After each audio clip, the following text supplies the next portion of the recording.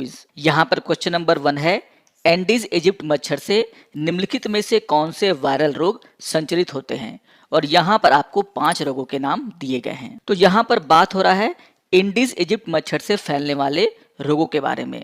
अगर हम इन मच्छरों की बात करें तो इन मच्छरों के द्वारा येलो फीवर, जिसे हम पीत ज्वर के नाम से जानते हैं, डेंगू, चिकनगुनिया और जीका बुखार संचरित किए जाते हैं। और इसके आधार पर अगर देखा जाए तो यहाँ पर जो पॉइंट नंबर 2 है, जहाँ पर डेंगू का जिक्र किया गया है, वह इसके द्वारा फैलाया जाता है।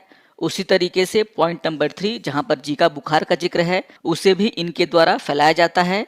और यहाँ पर जो पॉइंट नंबर 5 है, जहाँ पर लिखा हुआ है पीत ज्वर यानी कि येलो फीवर, इसे भी इन मच्छरों के द्वारा संचरित किया जाता है। और इसके आधार पर अगर देखा जाए तो क्वेश्चन नंबर 1 का आंसर होगा ऑप्शन नंबर डी, यानी कि 2, 3 और 5।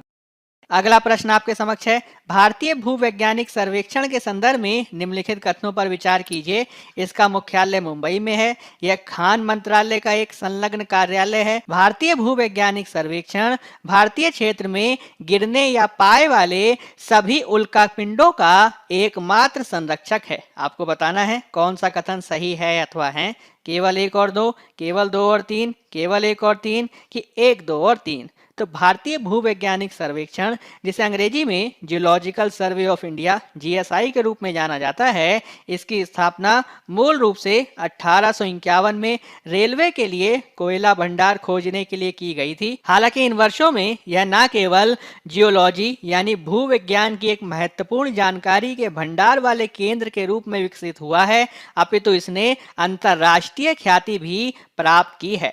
मुख्य रूप से यह राष्ट्रीय भूवैज्ञानिक सूचना और खनिज संसाधन मूल्यांकन के निर्माण और अद्यतन से संबंधित है, जिसका मुख्यालय मुंबई में न होकर कोलकाता में है। यानी पहला वाला जो कथन है वो हमारा गलत है।